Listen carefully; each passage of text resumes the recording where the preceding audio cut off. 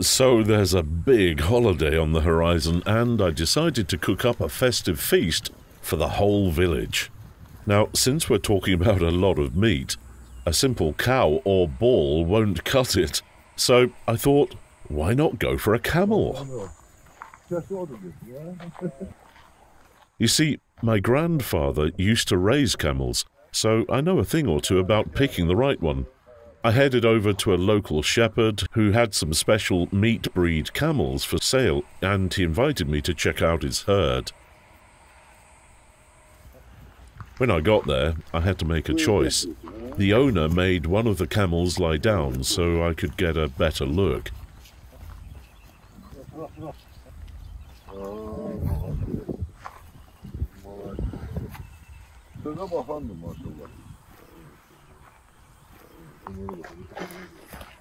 He did it with just a branch. These camels are quite obedient. I found a big male with a massive hump, and I knew that's where the best meat would be.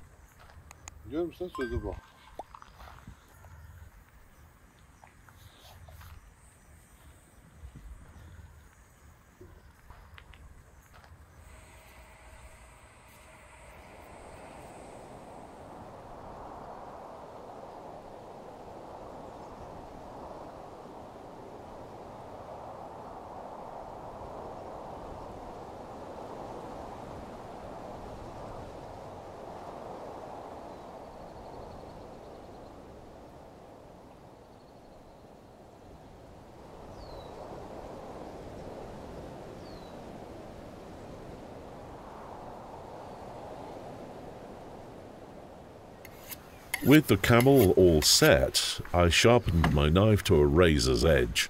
The carcass was ready, skin removed, insides cleaned out and blood drained. I was ready to start cutting. This thing was enormous, about 800 kilos.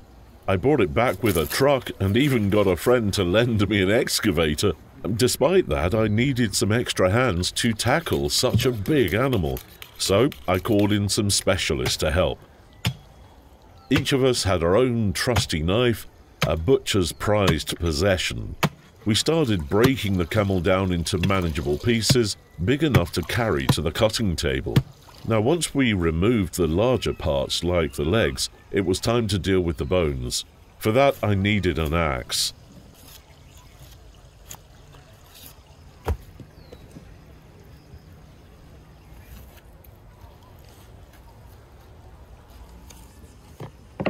While I was hacking away, the butchers worked on separating the meat into various pieces. Two of them took care of the extra fat and internal membranes, then dealt with the ribs one by one.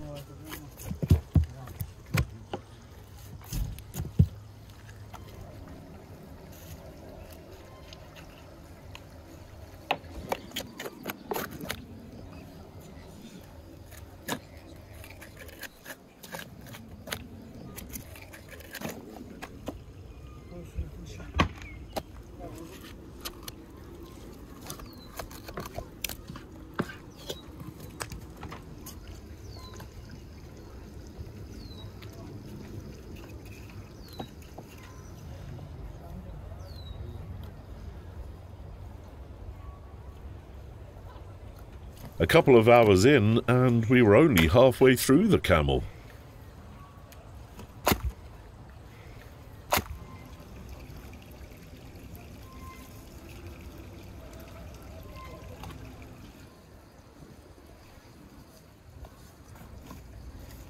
While some of us were cutting pieces into smaller portions, others were still disassembling the carcass. For example, we had one of the legs to attend to, removing membranes and fat. Meat went in one pile, waste in another, and the dog was eagerly waiting for its share. The meat looked fantastic.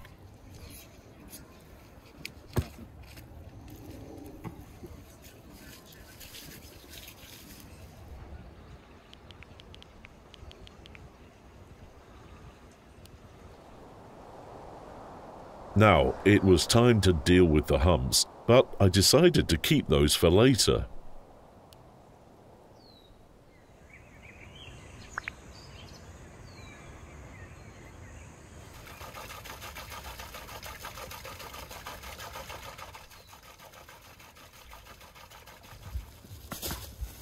My helpers and I started portioning the meat and packing it into plastic bags. It was going to local families as a gift for the holiday, a tradition and a way of sharing a meal with neighbors. Each bag had a mix of different parts from the carcass.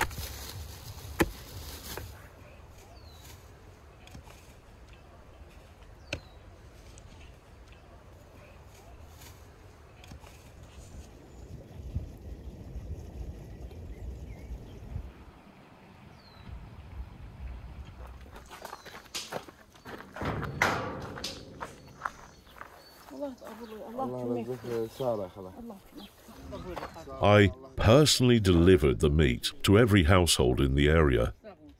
It was quite a journey, visiting each family and giving them their portion of fresh, delicious camel meat.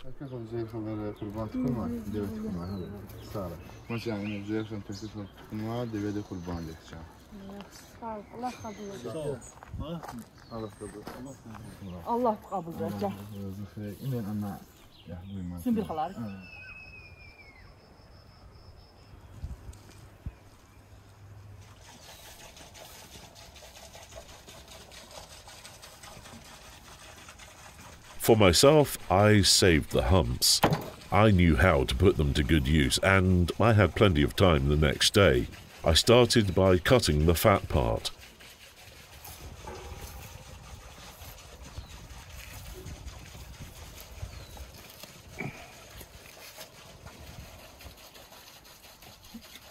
Camels store a lot of energy and water in their humps, making it natural canned food for desert journeys. I set the fat aside for later use.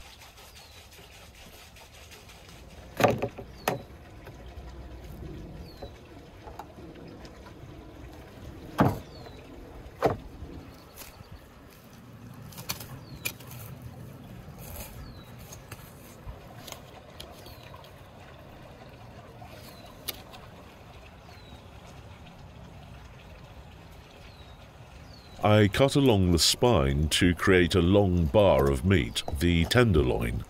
Now these parts are always the best in any animal, and they're versatile. They really look like long bars, easy to cook and delightful to eat.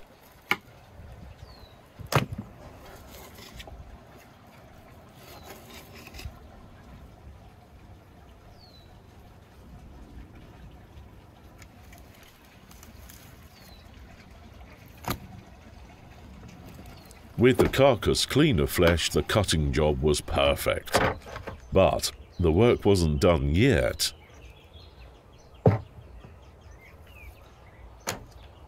No matter how good the tenderloin was, it still needed some more work. I cut it into smaller portions, separated fat and membranes.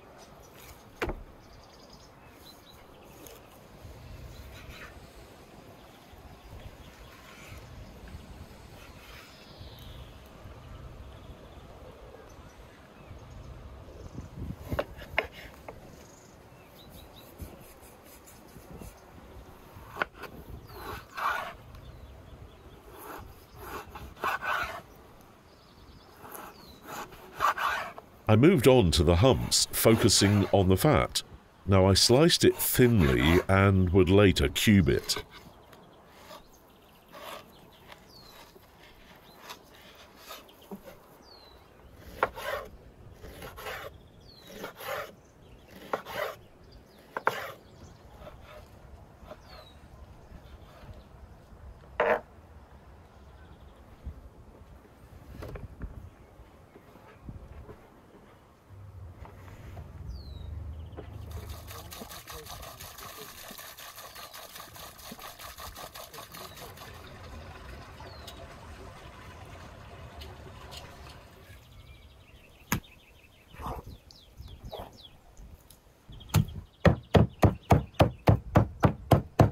Now I was going to make ground meat from the tenderloin. The best way to do it is with a butcher's deck and an incredibly sharp knife.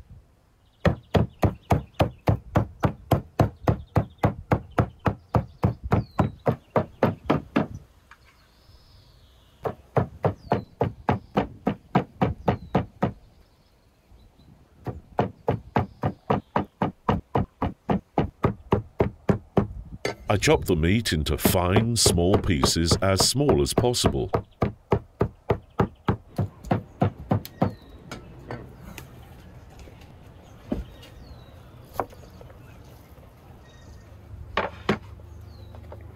This was the secret to excellent ground meat.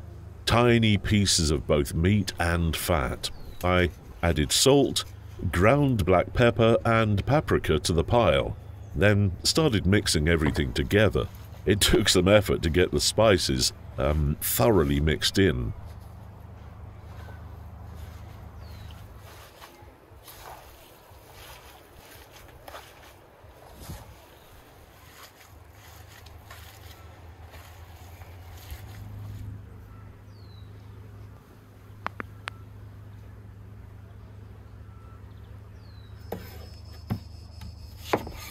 Next, it was time for the onions. I needed a lot of them. So I used a blender to create an onion mash, which I then added to the meat mix.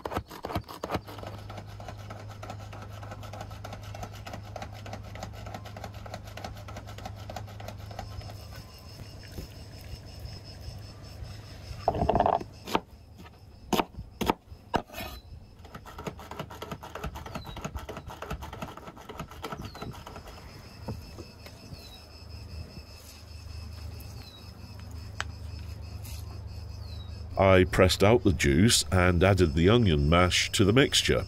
This was the base for kebabs.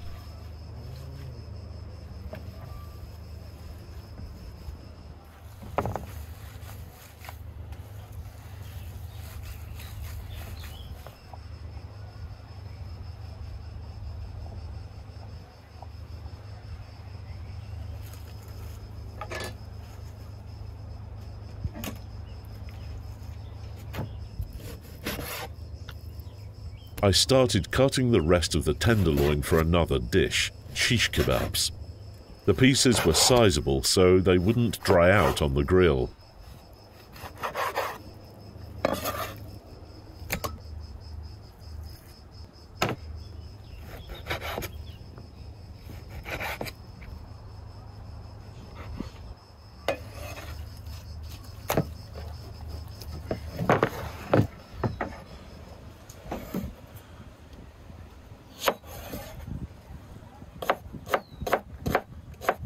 Again, I worked with onions, now this time slicing them and adding them to the meat.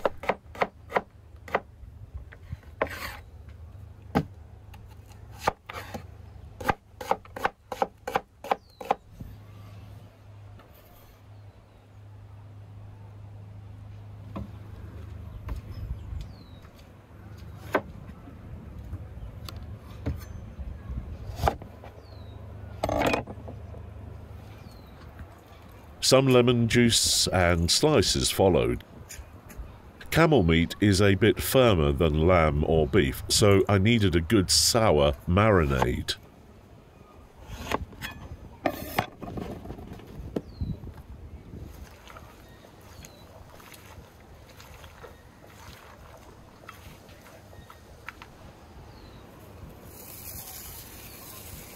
Thyme and ground black pepper were essential in every meat dish.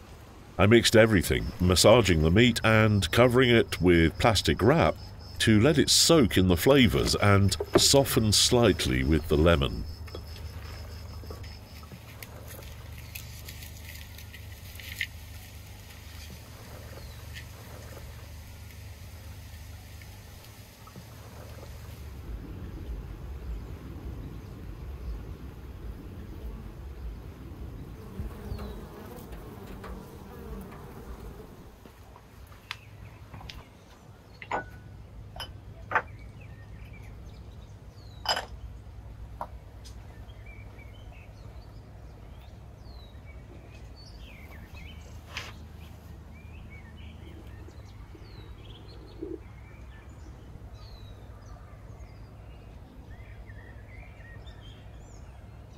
After a quick tea break, I started making kebabs. I had all the necessary supplies, skewers, bowls with water, and the ground meat.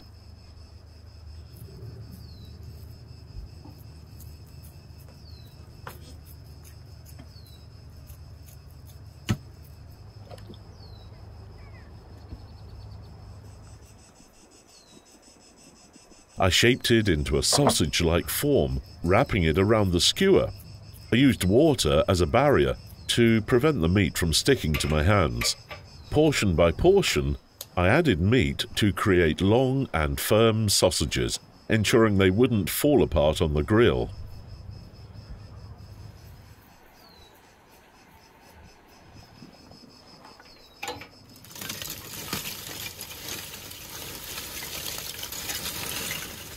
I then set up the charcoal in a brick brazier, making sure it was just the right size for the skewers I was using.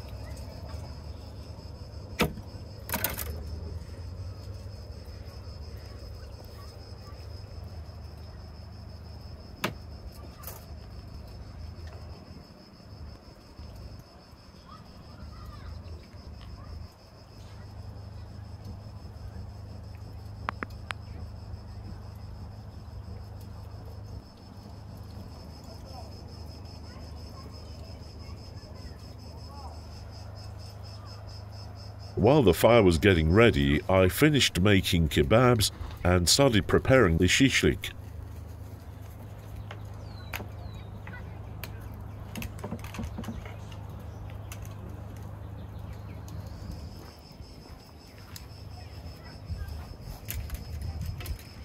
I arranged the meat pieces side by side, leaving some space between them.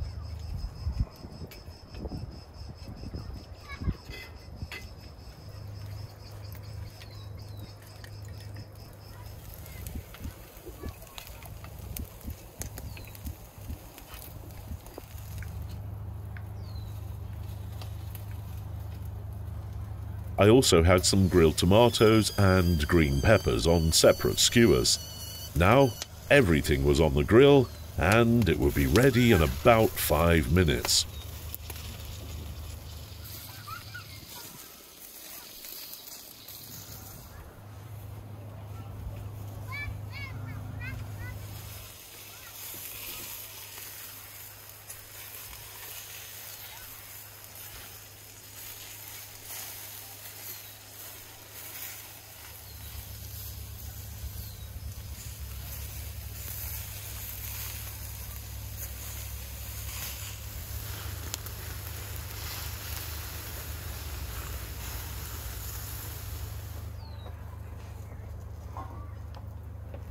After a while, I took the meat off the grill and placed it on pita bread.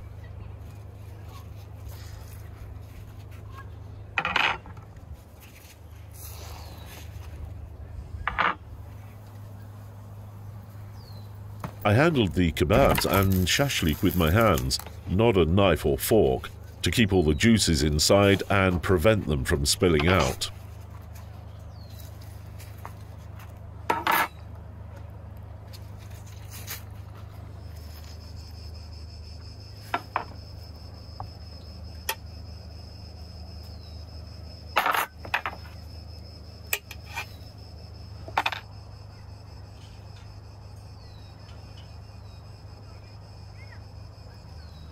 I added some peppers, tomatoes and onions on top, making sure to include plenty of onions.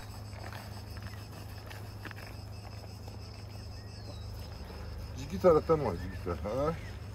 Hoş gelmişsiniz. Küçüdüler bunlar. Kebap istiyorsunuz mu? Özü de deve etinden. Давай, bismillah yok var. Ay sağ ol. Bası, dövmedik anne. Tükedik anne. Super. Then I served the dish immediately on the table, where my friends were eagerly waiting. We all had a great meal, and I made sure everyone had some meat to take home as well. It was just a super experience.